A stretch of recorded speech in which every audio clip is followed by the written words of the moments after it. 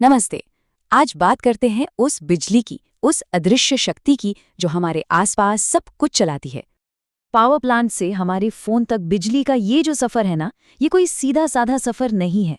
इसकी कहानी लिखी गई है दो जबरदस्त आइडियाज के बीच हुई एक ऐतिहासिक जंग से। तो चलिए सीधा चलते हैं उस बुनियादी लड़ाई पर जिसने हमारी पूरी इलेक्ट्रिकल दुनिया की नींव रखी। तो एक तरफ मैदान में थे थॉमस एडिसन अपनी डायरेक्ट करंट यानी डीसी के साथ। डीसी का फंडा एकदम सिंपल था।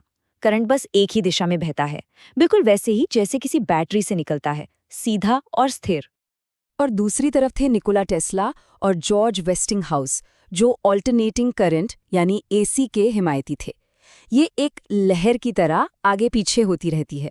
अब शुरू में तो सबको लगा कि डीसी ही जीतेगा, लेकिन उसमें एक बहुत बड़ी और बहुत महंगी प्रॉब्लम थी। देखिए, डीसी की सबसे बड़ी दिक्कत ये थी कि जब उसे हाई करंट पर लंबी दूरी तक भेजा जाता था तो तारों में गर्मी की वजह से बहुत सारी एनर्जी मतलब बिजली बर्बाद हो जाती थी। इसे कहते हैं पावर लॉस। ये इतना ज्यादा था कि लंबी दूरी तक बिजली भेजना लगभग नामुमकिन था। और बस यहीं पर एसी अपने एक सीक्रेट वेपन के साथ सामने आया जिसने पूरा खेल ही पलट दिया। और वो सीक्रेट वेपन था ट्रांसफॉर्मर, एक ऐसा जादुई डिवाइस जो एसी के साथ तो काम करता था पर डीसी के लिए पूरी तरह से बेकार था। तो ये काम कैसे करता है? देखिए, इसका तरीका बहुत ही शानदार है। पावर प्लांट से बिजली निकलने के बाद एक स्टेप अप ट्रांसफॉर्मर वोल्टेज को हजारों गुना बढ़ा देता है। अब होता क्या है कि वोल्टेज बढ़ने से करंट एकदम कम हो जाता है, और क्योंकि पावर लॉस करंट के स्क्वायर पर निर्भर करता है, करंट थोड़ा से कम करने पर भी बिजली की बर्बादी कई गुना घट जाती है। और फिर हमारे घरों के पास एक स्टेप डाउन ट्रांसफॉर्मर उसे वापस सेफ लेवल पर ले आता है। जरा सोचिए, अगर हाई करंट वाली डीसी को भेजा जाता तो पावर लॉस इतना होता कि पावर प्लांट की ज्यादातर बिजली रास्ते में ही गर्मी बनकर उड़ जाती। लेकिन एसी के साथ ट्रांसफॉर्मर का इस्तेमाल करके करंट को इतना कम कर दिया गया कि पावर लॉस ना के बराबर रह गया। और बस इसी एक वजह से एसी आज हमारे पावर ग्रिड का किंग है।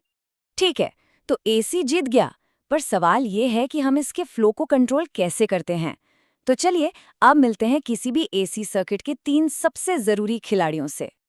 ये 3 खिलाड़ी हैं आर यानी रेजिस्टर, एल यानी इंडक्टर और सी यानी कैपेसिटर। तीनों का अपना एक अलग कैरेक्टर है और तीनों ही एसी करंट पर अलग अलग तरह से असर डालते हैं। सबसे पहले है रेजिस्टर। ये बड़ा सीधा साधा है। इसका काम बस करंट के रास्ते में रुकावट पैदा करना है। इसके सर्किट में वोल्टेज और करंट एकदम साथ साथ कदम से कदम मिलाकर चलते हैं। अगला है इंडक्टर।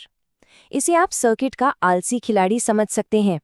ये बदलाव को पसंद नहीं करता, इसलिए इसके असर से करंट हमेशा वोल्टेज से थोड़ा पीछे यानी लैग करता है। और आखिर में आता है कैपेसिटर। ये बहुत ही फुर्तीला है। ये बिजली को स्टोर और रिलीज करता है, और इसकी इसी जल्दबाजी की वजह से करंट हमेशा वोल्टेज से आगे यानी लीड करता है। अच्छा, अब असली जादू तो तब होता है जब हम इन तीनों यानी आलसी, फुर्तीले और सीधे साधे खिलाड़ी को एक ही टीम में एक ही सर्किट में डाल देते हैं। तो होता क्या है कि इंडक्टर अपनी आदत के मुताबिक करंट को धीमा करना चाहता है और कैपेसिटर उसे तेज करना चाहता है। दोनों के बीच एक तरह की खींचतान शुरू हो जाती है। जैसे जैसे हम एसी सप्लाई की फ्रीक्वेंसी बदलते हैं, इंडक्टर का विरोध बढ़ता जाता है और कैपेसिटर का घटता जाता है। और फिर एक खास फ्रीक्वेंसी आती है, एक मैजिकल पॉइंट, जहां दोनों की ताकत बराबर हो जाती है और वो एक दूसरे के असर को पूरी तरह से कैंसिल कर देते हैं। इसी परफेक्ट बैलेंस को हम कहते हैं रेजोनेंस या अनुनाद। और इस खास फ्रीक्वेंसी पर सर्किट का टोटल विरोध लगभग खत्म हो जाता है और करंट को बहने के लिए एक सुपर हाईवे मिल जाता है। और ये कॉन्सेप्ट एक ऐसी टेक्नोलॉजी के पीछे है जिसका हम सब लगभग रोज इस्तेमाल करते हैं। जब कोई रेडियो की नॉब घुमाकर स्टेशन सेट करता है तो असल में वो उस सर्किट की रेजोनेंट फ्रीक्वेंसी को बदल रहा होता है।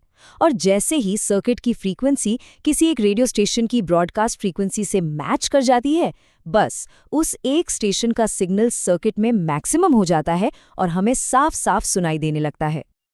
और आखिर में चलिए इस पूरी कहानी को वापस एफिशिएंसी यानी दक्षता के मुद्दे पर लाते हैं।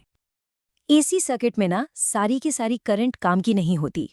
कुछ करंट, जिसे वॉटलेस करंट कहते हैं, वो सर्किट में बस घूमती रहती है बिना कोई काम किए। हमारा लक्ष्य होता है 1 का पावर फैक्टर पाना, मतलब जीरो वेस्टेज। और ये परफेक्ट सिचुएशन कब आती है? जी हाँ, रेजोनेंस की हालत में। तो करंट्स की जंग से लेकर रेडियो की ट्यूनिंग तक एसी की कहानी हमें दिखाती है कि कैसे फिजिक्स के खूबसूरत आइडियाज से बड़ी बड़ी समस्याओं को सुलझाया जा सकता है। और ये हमें सोचने पर मजबूर करती है कि पावर की दुनिया में अगला बड़ा इनोवेशन क्या होगा।